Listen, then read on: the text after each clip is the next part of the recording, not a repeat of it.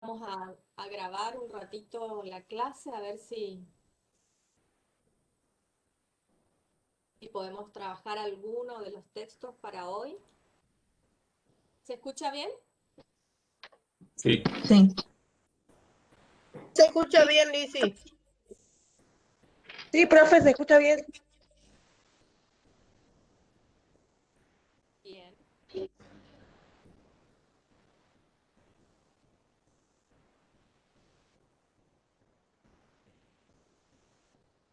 Bueno, ¿ahí se ve? Sí. Más o menos. A ver.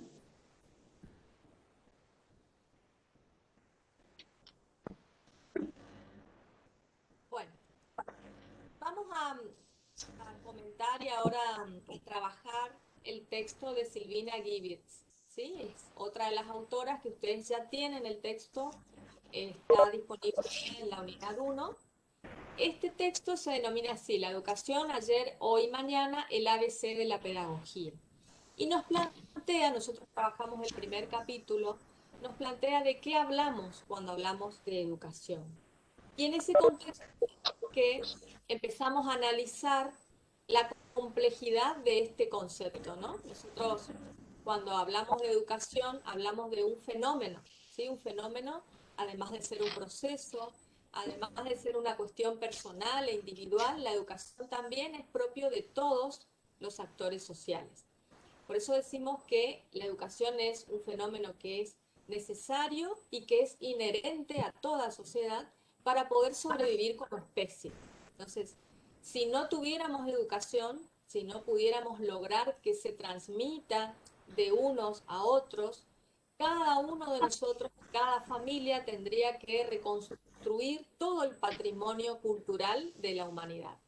Y ahí radica, digamos, su enorme importancia, porque pensamos, a ver, me aparece algo ahí. ¿A ustedes les aparece algo? Una anotación. No, nada. Está el power. A mí me aparece ¿Está una anotación. grabando, Lizzy? Sí, se está ¿Grabando, grabando. Lizzy? Sí. Bueno, entonces decíamos, necesitamos de la educación, por eso decimos que es un fenómeno de toda la humanidad necesario e inherente, porque sin ella nosotros no tenemos en nuestro ADN la posibilidad de una transmisión genética de todo el patrimonio. ¿Sí? Entonces, cada uno de nosotros va reconstruyendo y va adquiriendo el conocimiento a partir del legado del entorno en el que está. Podrá ser de adultos, podrá ser de los medios de comunicación. Vamos a empezar a ver ahí que no es solamente eh, la familia, los adultos quienes educan, hay otros actores sociales que intervienen en el proceso de la educación. Y nosotros vamos a retomar acá una idea de un autor sumamente importante porque él plantea una teoría acerca de la complejidad de los fenómenos sociales, culturales, económicos y políticos. Él va a plantear esta hipótesis que el lenguaje tiene una importancia fundamental en el proceso de hominización. ¿Por qué? Porque nosotros reconocemos los objetos culturales a través de ese reconocimiento verbal. Es el lenguaje el que nos permite dar significado y sentido a lo que vemos y a lo que tocamos y a lo que construimos, ¿sí? Todo lo que hace el hombre, todo lo que construye, son objetos culturales. Y esa construcción es histórica, social, y el lenguaje es el que nos permite justamente transmitir ese conocimiento, transmitir los modos de hacer, transmitir las prácticas culturales que tenemos, ¿sí? Son las que nos van a posibilitar lograr esa transmisión a través de, bueno, de la educación. Entonces, ahí es que aparece este fenómeno tan importante del lenguaje, ¿no? El lenguaje, además, se va modificando. Es histórico, se va perfeccionando, se hace en un momento particular y en un contexto particular. No todos hablamos la misma lengua, pero sí todos nos manifestamos a través del lenguaje, ¿sí? Y ese lenguaje va mutando, va cambiando a través del tiempo, a través del uso, a través de las generaciones, ¿sí? Si ustedes se mueven en un grupo de edad de jóvenes, tienen un modo de hablar y de manifestarse entre jóvenes, y si se comunican con gente mayor, tal vez tengan otro modo de comunicarse. Si ustedes escuchan a los niños cómo hablan, y hay una característica que siempre mencionamos nosotros en teoría de la educación que llama la atención, es cómo hablan los niños hoy, ¿no? ¿Cómo hablan los niños? A ver si alguno quiere aportar. Acá tenemos muchos estudiantes de inicial que nos pueden decir cómo hablan hoy los niños y las niñas, los pequeños. A ver, Daniela, ¿quiere decir algo? Sí, pasa que los chicos, como están siempre, ahora más que nada, enfrente de la computadora o la tele, hablan como los dibujitos. Yo lo veo así. Hablan muchas veces en español neutro, ¿sí? No parecen argentinos, no parecen chaqueños, correntinos, o sea, toman muchos elementos en su forma de expresarse propios de los medios de comunicación. Lo que ven y cómo hablan, a veces hablan de tú, ¿sí? Hablan un lenguaje más neutro, se expresan de una manera distinta. Y bueno, son los nuevos modos de ser. Fíjense cómo ese lenguaje va mutando, se va haciendo tal vez más universal, va trascendiendo fronteras, ¿no? Pero sin embargo, bueno, hay de alguna manera una contaminación en ese lenguaje, porque tiene rasgos propios de la cultura, del grupo en el que está, el de la familia, y a la vez adquiere rasgos extranjeros de otro tipo de lenguas. Y mientras más tiempo están socializados por los medios de comunicación, más complejo es su manera de expresarse en términos de lo cultural, digamos. Se van a expresar más como extranjeros que como argentinos, como chaqueños, como correntinos, ¿sí? Entonces, hay giros idiomáticos que adquieren propios de los medios de comunicación y otros giros idiomáticos propios de la zona, del lugar donde viven. Eso lo van a empezar a percibir y es importante que empiecen a darse cuenta de esas cuestiones. Bueno, ¿eso cómo se transmite? Eso ya es la educación. Estamos siendo educados no solamente por otros sujetos, por otras personas. También nos educan otros actores sociales, como ser los medios de comunicación. Impactan muy fuertemente, no solamente en el lenguaje, también en los modos de pensar, en lo que se hace, en los tipos de juegos que tienen los niños, ¿sí? Los niños y las niñas. ¿En qué otras cosas impactan los medios de comunicación? Ahí se El comport- repiten todo lo que está a su alrededor, sí. Luis, te escuchamos.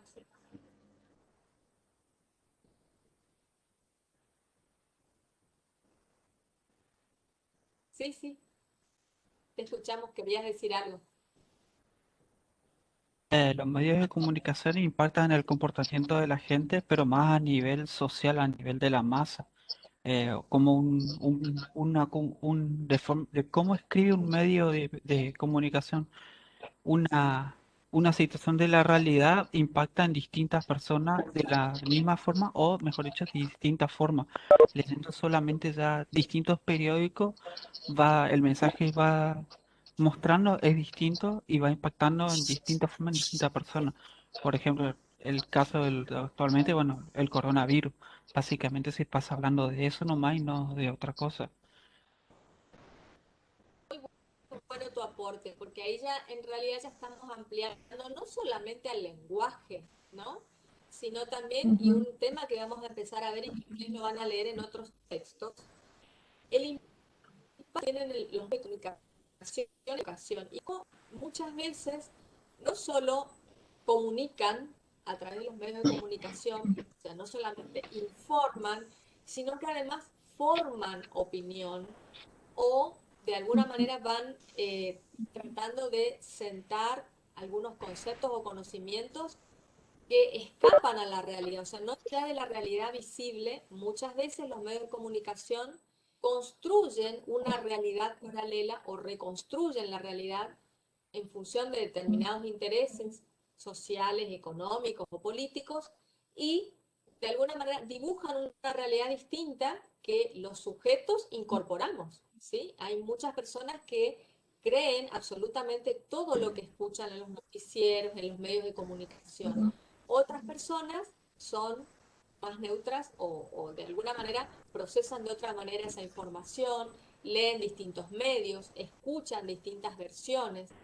Y entonces nos empezamos a dar cuenta que a veces un mismo hecho social, por decir, bueno, esto que está pasando, esta enfermedad del coronavirus, hay tantas interpretaciones respecto a eso, tantas realidades que se construyen respecto a la vacuna, si sirve, si no sirve, respecto a si realmente hay una tercera ola, que ahora está esto de que estamos en la tercera ola, que es peor que las otras dos, que tenemos que estar encerrados, que sí o no tenemos que estar encerrados. Construcción de realidad que está atravesada por estos medios de comunicación. ¿Sí? Se dan cuenta ustedes que es muy importante cómo la comunicación genera modos de pensamiento. Entonces, el lenguaje es la clave, ¿sí? A través del lenguaje nos educamos o realmente reconstruimos la realidad y la interpretamos a la realidad en función de ese lenguaje que vamos comprendiendo e incorporando. ¿Sí? ¿Alguien más quiere aportar algo? Sí, Un por poquito eso es más. importante la educación y sobre todo la investigación, no quedarse con lo que dicen los medios, que generalmente manipulan mal a la gente, pero lo importante es que sobre todo la gente se acostumbre a investigar, a no quedarse con lo que le informan. Exactamente, exactamente, así es. Esperen que voy a correr esto. Ahí, Profe, así se ve. Sí, Rodrigo. disculpe. Volviendo a esto de los niños, Sí, quería hacer un aporte en una materia de la carrera de letra que es Lingüística 3. Estábamos trabajando justamente sobre esto de cómo, el otro día hablamos de cómo los niños se adaptan a esto que van viendo, como decíamos, ¿no? Y que de una manera u otra es su manera de expresar y a la vez también representa como una dificultad a la hora de comunicarse, pero que esto del aprendizaje también es importante porque están como todo el tiempo teniendo con las redes sociales o con la televisión y es como tomar esos elementos para poder comunicarse, así como uno tiene que estar también abierto disponible para poder entender y comunicarse, digamos. es lo importante que es cómo nos expresamos y fíjense que en el anterior y acá también está, ¿no? Esto de el que transmite emite un mensaje a través del lenguaje, pero el destinatario también hace una interpretación poniendo otros elementos en esa comunicación. Entonces, por más que yo en este momento esté diciendo algo, posiblemente ustedes pueden estar interpretando distintas cosas. Si acá ponemos tal vez a 10 estudiantes a ver cómo entienden lo que se dice, vamos a encontrar que no todos están incorporando de la misma manera, porque tienen sus experiencias previas, tienen un contexto en el cual están trabajando y están comprendiendo lo que se dice. Entonces es muy importante tener en cuenta esto, porque ustedes que van a ser docentes van a utilizar justamente el lenguaje para poder transmitir un mensaje que tiene que ser claro, que tiene que ser preciso, que tiene que ser un mensaje que permita construir un conocimiento. Y ahí está esta idea, ¿no? Que, porque ese lenguaje es absolutamente social, ¿sí? Se construye en el contacto con las otras personas y con los medios de comunicación.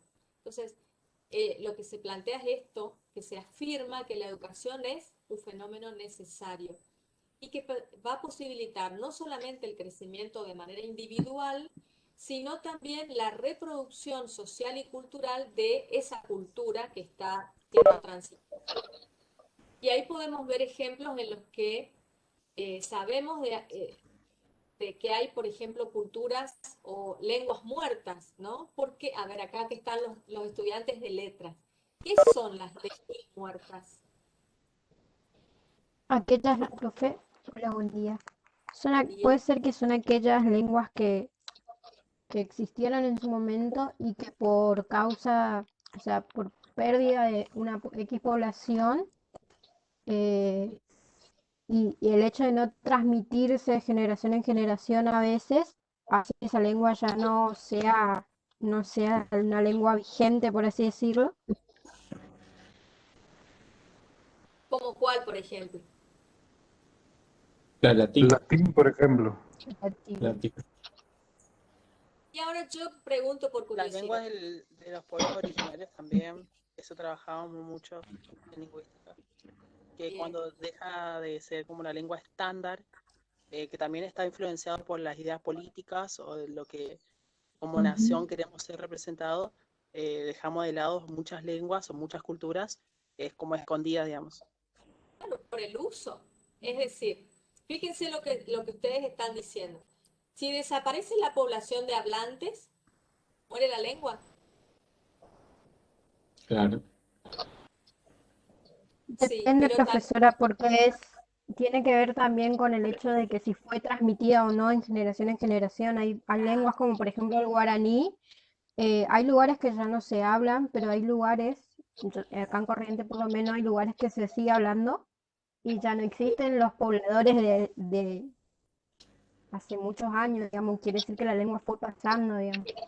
Sí, pero existe corriente. claro, Claro, a mí me parece que pasa más por el tema de la lengua muerta, por el tema del uso, porque el latín lo hablaban en el Lacio, digamos, en Roma, que después fue todo un imperio, pero después, por el tema del uso, se dejó de usar ese idioma, el latín. porque fíjense que Italia sigue estando, o sea, el Claro, Claro, público hablan italiano, ya no hablan esa lengua, el claro. latín, y aparte porque fue un imperio que se extendió por una claro, porción importante del mundo, digamos. exacto, pero no sobrevivió como lengua. ¿Y el griego que hablan en Grecia es el mismo que el griego clásico de los textos? No, no es el mismo, es No, profe, distinto. sí, Fíjense si nosotros pensamos en nuestro lenguaje, hay eh, hay un estudio de qué cantidad de palabras se utilizan, ¿no? Y es interesante analizar eso, a lo mejor los estudiantes de letras lo saben. Creo que decían que los adultos utilizan alrededor de 3.000 palabras, usan de manera frecuente, y las generaciones más jóvenes ya utilizan la mitad o menos de eso. Entonces, por un lado, estamos viendo ahí una modificación del idioma, del lenguaje.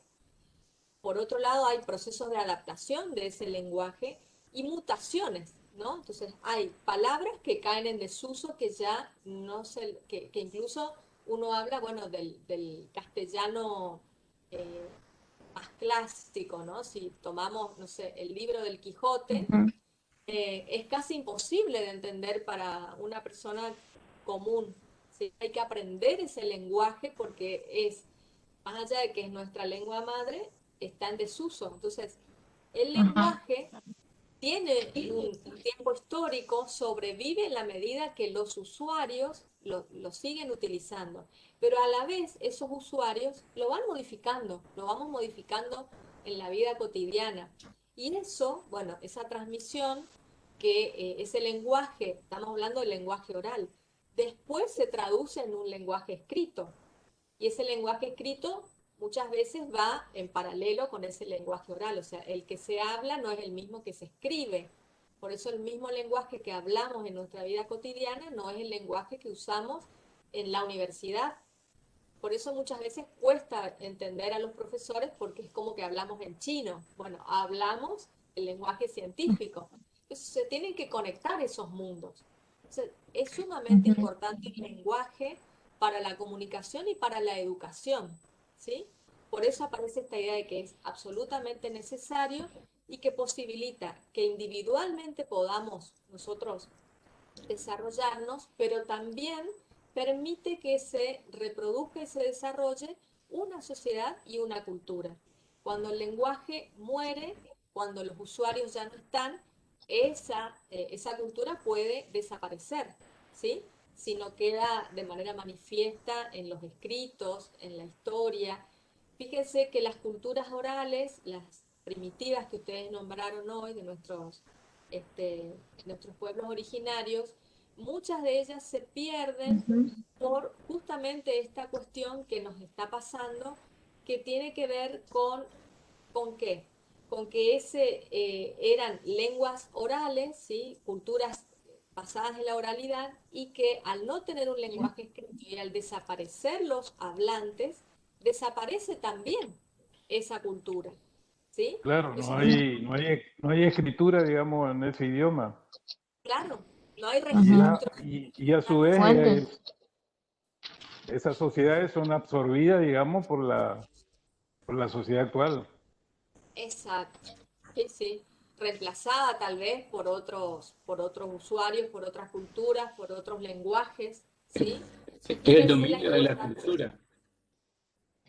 Es un dominio que se hace. Por eso es que se cierra la cultura, se puede decir, de aborígenes, porque justamente la sociedad lo va acorralando y le va permitiendo, le va imponiendo su lengua propia.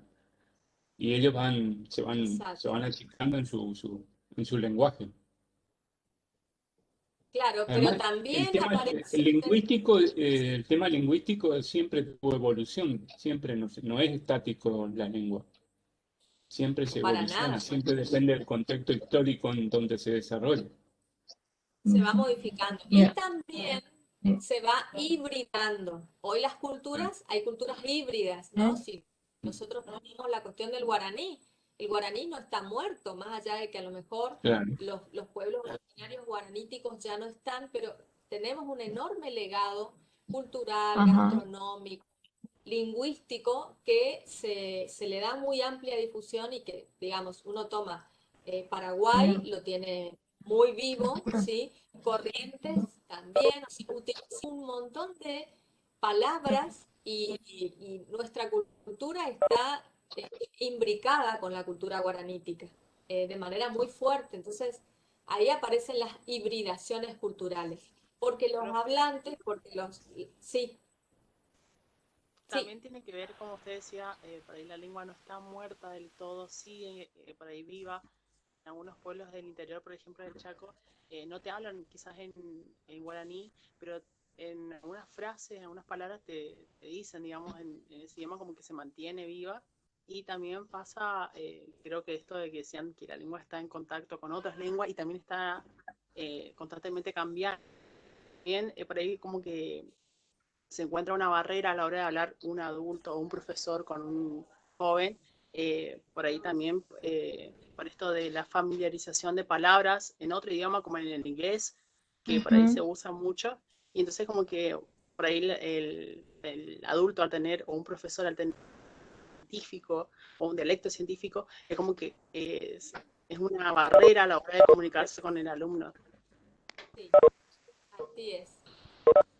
Sabemos que justamente el docente tiene que saber que él está manejando un lenguaje que es muchas veces inalcanzable para el estudiante. Y dentro de sus tareas está lograr tender un puente para que el estudiante pueda comprender en su propio idioma, digamos, eso que se está explicando. Paula, tu perrito está ladrando. Otra forma híbrida sería el portuñol, digamos, que se habla en la zona fronteriza con Brasil. Así es, Edgar, ¿no? Estabas hablando. Bien, así es, el portuñol, así es. Bueno, entonces decimos esto, ¿no? Que la educación no es el único proceso que va a permitir la supervivencia de los seres humanos, pero es uno de los más importantes, ¿sí?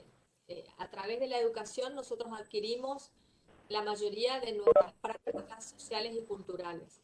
Entonces, lo que va a caracterizar a nuestra especie es esa posibilidad del aprendizaje social y no está en la transmisión genética, no está en nuestro ADN. Nosotros no sabemos, no nacemos sabiendo cómo podemos desempeñarnos en este contexto. Lo aprendemos por imitación de los otros sujetos con los cuales estamos.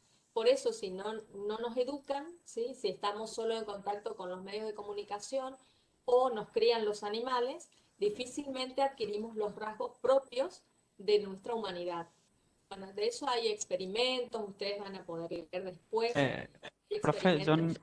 Sí, en otra carrera yo estudiaba, dábamos el caso ese del aprendizaje en relación a la simbolización del niño, en el caso Víctor. Es el caso, los primeros estudios pedagógicos donde se realizó y no pudo lograr hacer que logre simbolizar casi las palabras, pero algunas alcanzaba a reconocerlos, pero sí o sí tenía que hacer un ruido para que el que le había educado sepa qué es lo que quería Víctor en ese momento. exacto. Gracias por tus aportes. Y otros, hay Profesora, otros que van a leer también ahí, los niños lobo, sí. creo que también es importante, no sé si usted está de acuerdo, que el saber también tiene poder.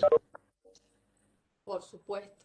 De eso se trata este capítulo también. Saber y poder tienen una relación muy importante, ¿sí? El saber involucra un poder que nosotros como docentes, como padres, como adultos, ejercemos sobre aquellos con los cuales estamos en contacto. Entonces también es importante tener en cuenta que ese poder bien usado puede ejercer buenas influencias y mal usado, bueno, sabemos los daños que puede hacer sobre otras personas, sobre otros sujetos que se están formando.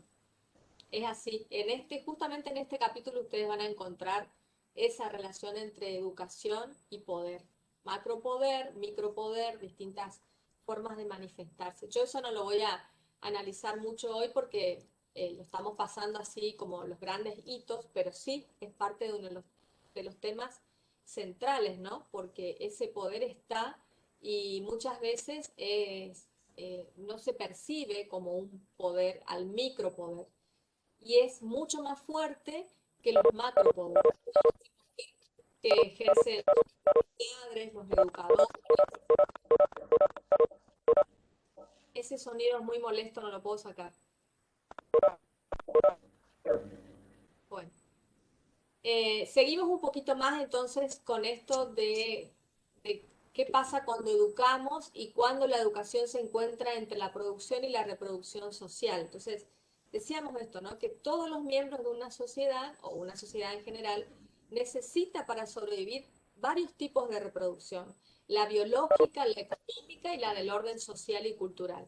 Bueno, la biológica, como hoy decíamos, una sociedad que desaparece porque no queda nadie vivo de su sociedad, se entiende claramente por qué necesitamos de la reproducción biológica para mantenernos como especie, como cultura, como sociedad.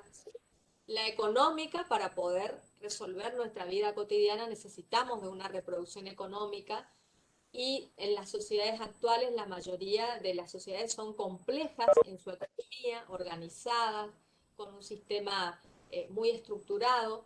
Quedan muy pocas sociedades que son primitivas, ¿sí? Que se organizan de otra manera, pero siempre hay un tipo de reproducción económica que hace falta para la supervivencia. Bueno, y la reproducción del orden social y cultural, que es de la que venimos hablando. Si nosotros no transmitimos lo que sabemos a los nuevos que vienen, esas nuevas generaciones tendrán que aprender todo desde cero. Entonces, ahí aparece la importancia, ¿no? De esa reproducción del orden social y cultural. Y eso nos lleva a las funciones. ¿Sí? ¿Alguien quiere decir algo? ¿Aportar? ¿Comentar? ¿No? Bueno. Las funciones, nos lleva esto a las funciones de la educación. Tenemos dos grandes funciones que desarrolla la educación. Una primera función que es de tipo conservadora, ¿sí? Cuando las prácticas educacionales tienden a repetir o replicar el orden social establecido. Ahí lo conocemos a esto como el statu quo, ¿sí? Estamos ante fenómenos de la reproducción social y cultural. A esa función de la educación la llamamos función conservadora o reproductora. Entonces, cuando aprendemos de la misma manera, siempre los mismos contenidos y conocimientos, nos enseñan a leer y a escribir, nos enseñan a construir casas, nos enseñan a hacer las cosas de la misma manera que se venían haciendo, ¿sí? Con la misma ciencia, con la misma disciplina, estamos ante una función conservadora, ¿sí? Que nos permite que la sociedad se mantenga como venía, ¿sí? Que pueda hacer las mismas prácticas, que pueda generar el mismo tipo de gastronomía, ¿sí? De modos de comer, de modos de percibir la sociedad. Pero eso no siempre se mantiene igual, si no estaríamos en una sociedad inmutable, ¿no? Que no cambia, no se modifica.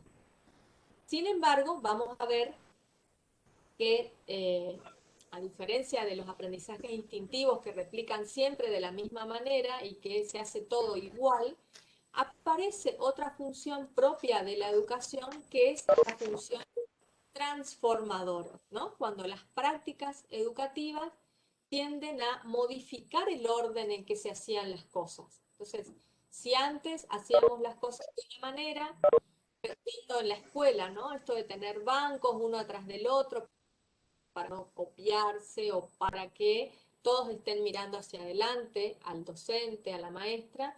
Hoy las nuevas Profe, tendencias nos hablan de otros modelos. Sí, el tema de poner los bancos uno atrás del otro también es una forma de organizar, una forma también de aprendizaje, pero también era como de organizar de una forma de poder también, en donde todos siempre le miraban al profesor y no había una interacción real con los entre compañeros.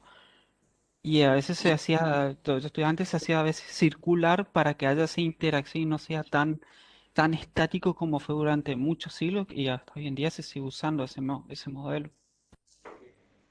persiste, ¿no? Persiste en lo que nosotros llamamos la arquitectura de la escuela, ese modelo en que están todos los bancos, todos mirando hacia el frente para la clase magistral. Ese es un modelo que hoy en día está superado en lo didáctico, pero que todavía en la arquitectura de la escuela sigue estando vigente. Entonces, por ahí van a encontrar ustedes algunas escuelas que tienen otra forma, que trabajan con mesas, que trabajan, y uno de los niveles que primero toma la posta de modificar esto es justamente el nivel inicial, donde no se ponen bancos, sino que se trabaja de manera cooperativa, en mesas, donde se estimula el juego, donde se utiliza el cuerpo. Bueno, eso es un cambio paradigmático en un modelo de la escuela muy tradicional. Tomando solo la cuestión de la escuela, pero esta función transformadora se replica toda la vida, ¿no?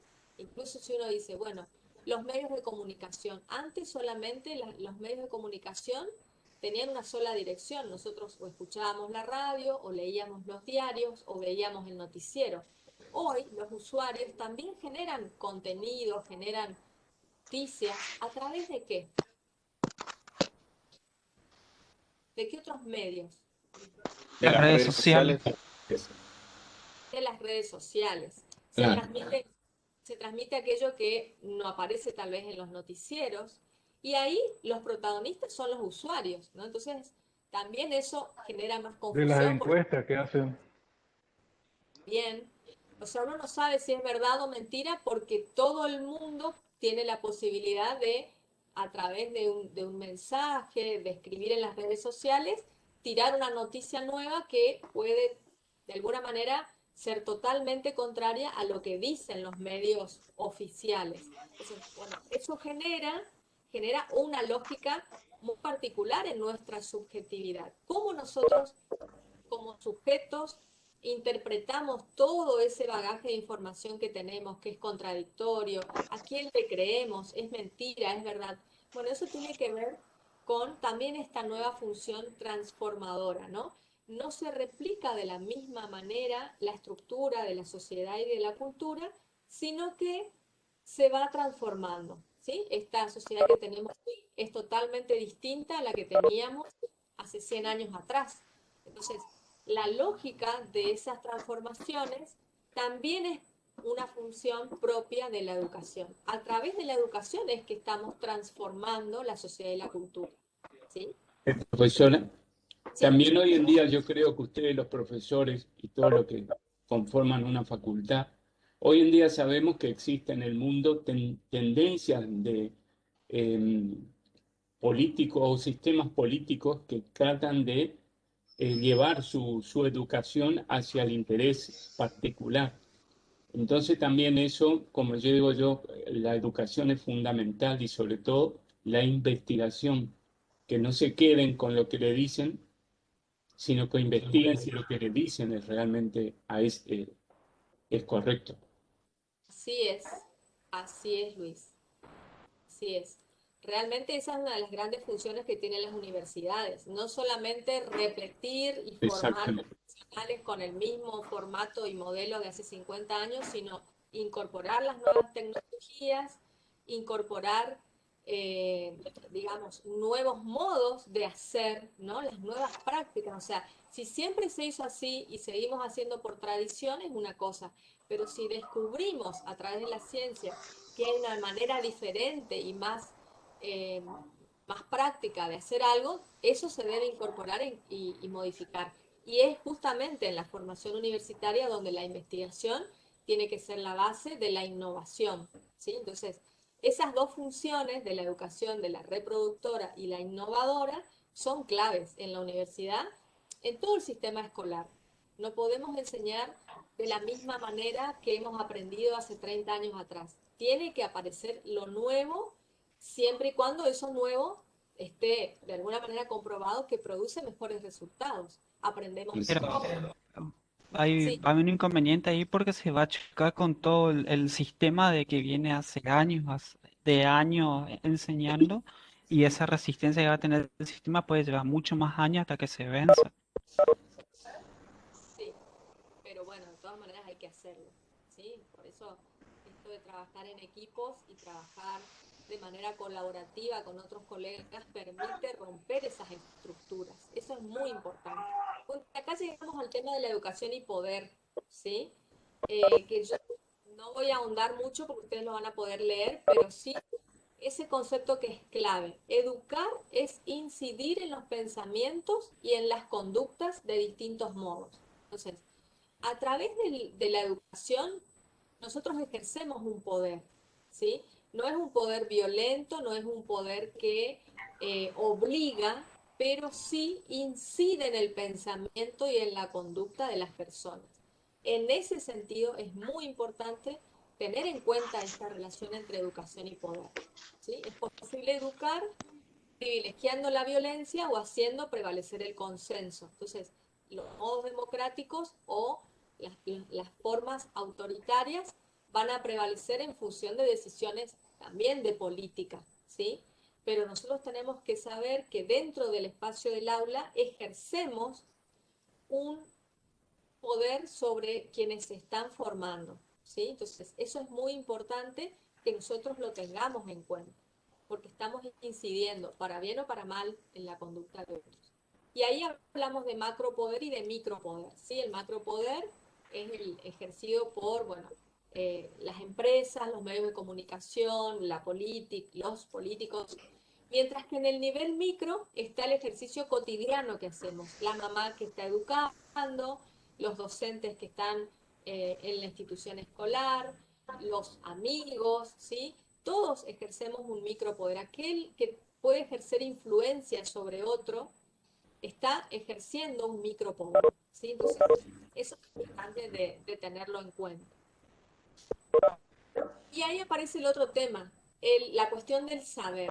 ¿Qué tiene que ver con el saber? ¿Sí? Bueno, esto es el saber. El saber no es solamente la información, sino que el saber incluye un modo de actuación, saber cómo actuar de una manera eficaz y por lo tanto también el saber es una conducta, ¿sí?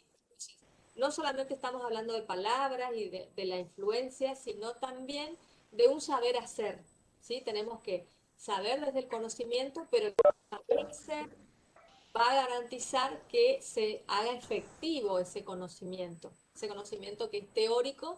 Si yo no lo puedo poner en práctica, difícilmente estoy de alguna manera reconociendo que ese conocimiento está instalado en mi propio, en mi modo de ser, ¿sí? Para poder hacerlo efectivo, yo tengo que poder actuar en consecuencia del pensamiento, ¿sí? Entonces, eso es una manera importante de poder conectar el conocimiento, el saber y el poder.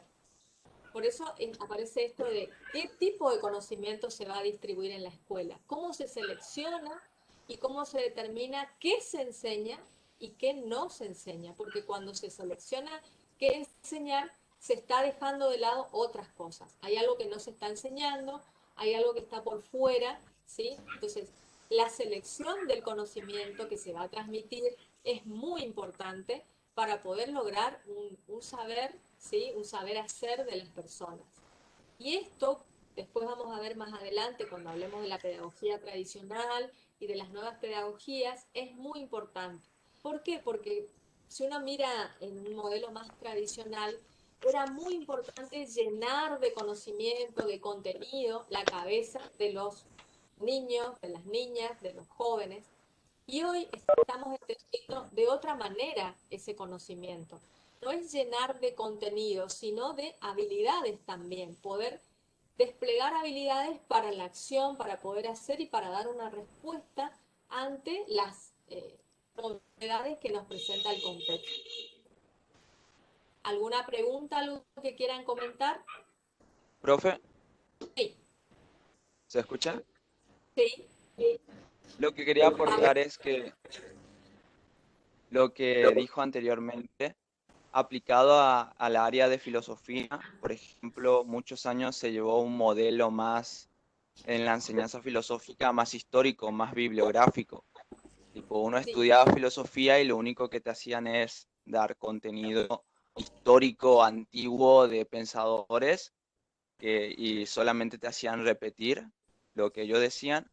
Y hoy se tienen más propuestas más adaptadas a la experiencia diaria, al, más también orientada al argumentar, a la práctica, como usted decía también, de ese saber, tipo de no solamente mera opinión de decir lo que uno piensa, sino realmente, como decía el señor también anteriormente, de investigar, de tener esa mente crítica.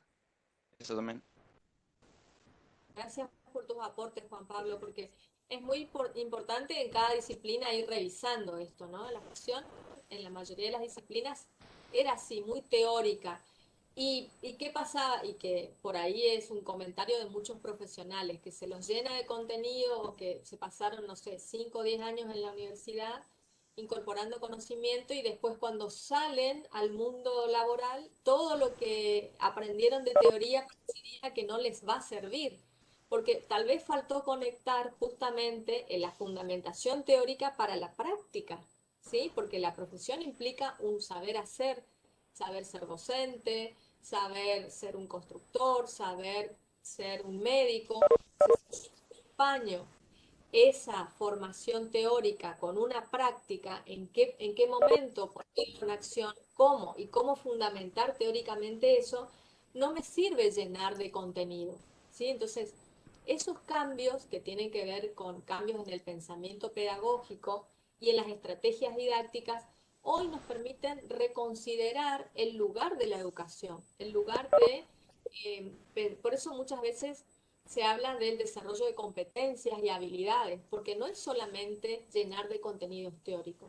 Las competencias y las habilidades van a demostrar que un conocimiento teórico se puede poner en acción. Entonces yo puedo hacer de una manera distinta y tengo un fundamento teórico de lo que hago, ¿sí? Entonces ahí aparecen esas relaciones muy importantes entre el saber hacer, que lo vamos a ver también con otro texto ahora que sigue ustedes van a tener el texto, ya lo tienen disponible y que nosotros lo vamos a conversar y a discutir seguramente en la próxima clase, ¿sí? Entonces, bueno, estamos con la hora, a ver, si 20, bueno, tenemos un poquito más de tiempo para seguir. Esto de poder saber, ¿no? Dice, asumir esta definición del poder implica considerar que los dispositivos institucionales intervienen en el modelado de las conductas, de las formas en que nos vamos a acercar al conocer, al comprender y al actuar en el mundo, ¿sí? Entonces, esto es muy importante. Esos dispositivos están asentados en principios del orden, de lo que es legítimo, de lo que es válido, de lo que es científico. Entonces, ¿quién es el dueño? Ahí entra la cuestión del poder. ¿Quién es el dueño de ese orden? Si esos principios también pueden ser contradictorios, ¿no? Entonces, esto también nos pone a reflexionar esa relación entre conocimiento, poder, saber, educación. Todos estos temas son los que nosotros tenemos que empezar a reflexionar.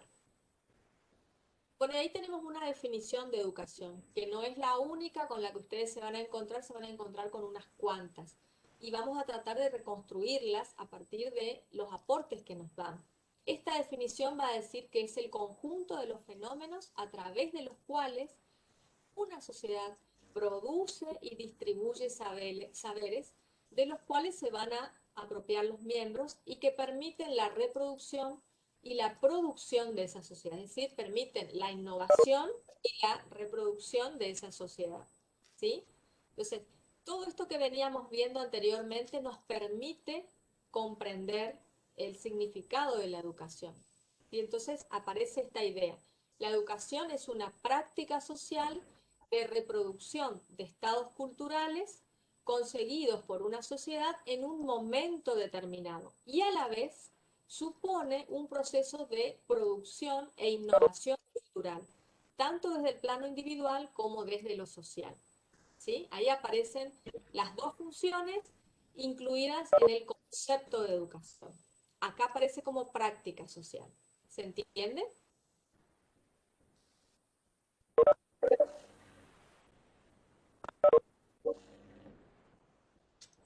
Lo de producción y reproducción, digamos. Sí, o sea, innovación y reproducción. Las dos funciones, la función reproductora que tiene la educación y la función innovadora, ¿sí? Entonces, producir nuevos conocimientos es innovar y reproducirlo es repetir Repetir lo mismo, digamos. ¿sí? Entonces, ¿cómo aprendemos a hablar? Imitando y hablamos como hablan los otros. No estamos inventando un nuevo lenguaje todo el tiempo, sino que van apareciendo nuevas palabras que se van a sustentar en aquellos conceptos que ya estaban o aquellas palabras. Lo mismo para la innovación científica. Entonces, se va construyendo a partir de conocimientos que ya están, ¿sí?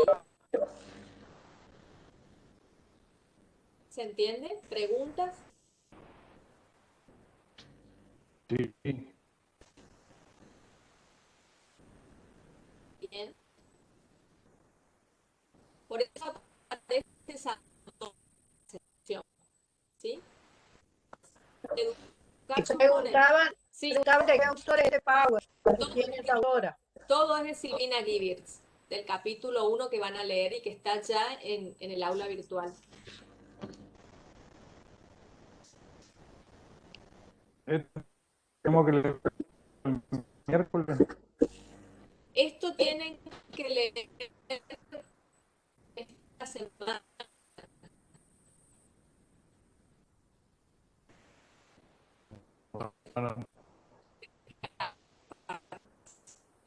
Tienen que leer no para la semana que viene.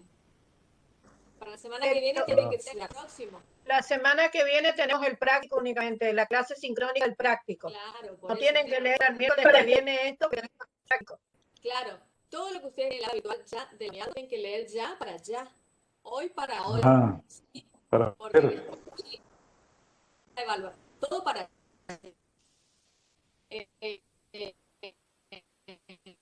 no, evaluación. Entonces, la idea es que hacer lecturas Leyendo. así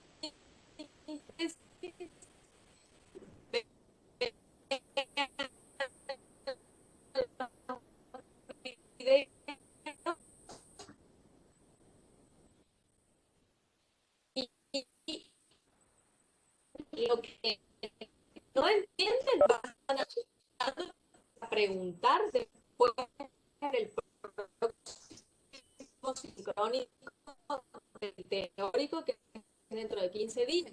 Entonces, las lecturas las tienen que ir haciendo,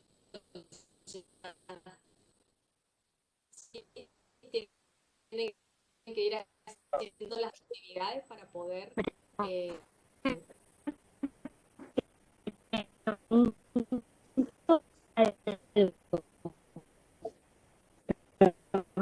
sí.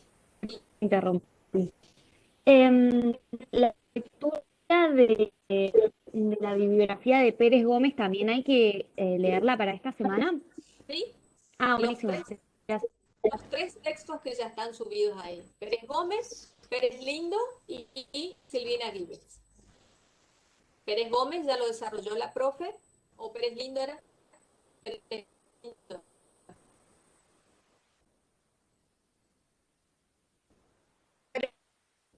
Lindo.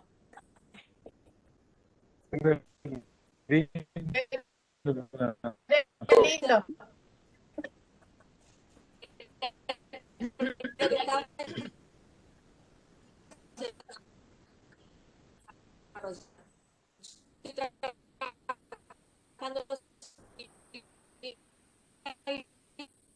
Y Pérez Gómez les queda Facebook. La Vamos clase a hacer, está grabada. Preguntan si la clase está grabada. Sí, se está grabando, está grabando. Y estamos por terminar. Sí. 6 de mayo es el primer parcial. 6 de mayo. Gracias. Primera semana de mayo, 6 de mayo parcial. A ver, el parcial va a ser una instancia por aula virtual, una presentación de un escrito grupal. Así que lo importante es que ustedes individualmente tengan ya hechas las lecturas, lo lean, lo analicen, traten de comprender. Porque va a pedir una acción en esa fecha, ¿sí? Entonces, estamos ya caminando en lo que es el cursado. No dejen que pase el tiempo, lean los textos, ya los tienen, están los 3 textos de base, posiblemente incorporemos uno más de consulta, y vamos a ir subiendo los videos de YouTube, que son las clases síntesis, donde está todo el material explicado como clase. Pero no dejen pasar el tiempo porque los textos, algunos son más largos, ¿no? Implica lectura y nosotros vamos a pedir que ustedes puedan utilizar ese lenguaje, no que copien, que hagan de memoria, sino que podamos descubrir que ustedes están comprendiendo lo que se está trabajando. ¿Sí? Profe, Sí. profe, ¿se me escucha? Sí. Te consulto Lucero, algo. Débora. Entonces, para el parcial de ahora de mayo, tenemos que desarrollar toda la unidad 1, ¿no? Sí. Sí, sí. Ah, Van a hacer buenísimo, un trabajo que va a ser basado en todos los textos de la unidad 1. Así es, Débora. Gracias, profe. Bueno, más preguntas porque estamos ya para terminar. Yo también ya estaba cerrando este Power, pero si hay alguna se va a pregunta más. cortar en cualquier momento se corta. Sí. Sí, me van a cortar a las 11:30 y estamos casi en horario. Así que si tienen alguna pregunta, después vamos a subir cuando esté grabada, la grabación terminada, la vamos a subir con un enlace de Drive. Profe, ¿me escucha? Sí. Soy Ailén de Historia, recién me pude unir por problemas técnicos. No sé si alguien está así en grupo. Mira, te comento a vos y a todos los compañeros. Justamente en Facebook hay un Drive que puso la estudiante adscrita, que es Sofía, para que ustedes ahí vayan armando sus grupos. Y también la semana que viene van a tener una actividad del práctico en la que van a armar los grupos. Así que si todavía no tenés grupo, busca en Face donde está para organizar los grupos. Hay un drive donde se van a ir anotando y ya van armando sus grupos. Bueno, ¿Sí? profe. Sí, gracias. De nada. Bueno, chicos, ¿alguna otra pregunta? Volvemos sobre la misma cuestión, esta idea de que es una práctica social, es política, es universal. Sí, ¿Los grupos Mara. permanecen todo el cursado, digamos? ¿O se puede ir cambiando? ¿O es el mismo siempre? Tratamos de que se mantenga el grupo. Tratamos. Pero bueno, eso ya no va a depender de nosotros. Para el teórico y el práctico. Exacto.